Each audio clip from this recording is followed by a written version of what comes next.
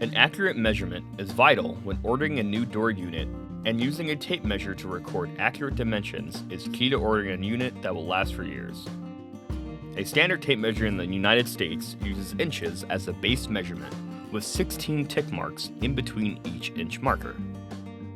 The smallest tick marks denote the odd-numbered 16th marks, such as 1/16, 3/16, and 15/16. Between the odd-numbered 16th tick marks are longer tick marks, noting even numbers. In order to make measuring easier to remember and record, each even tick mark is divided by 2 until it reaches its lowest common denominator. 2/16 is divisible by 2 down to 1/8, 6/16 to 3/8, 10/16 to 5/8, and 14/16 to 7/8. The next longest tick mark of 4/16 and 12/16 are divisible by 2 twice down to 1/4 and 3/4.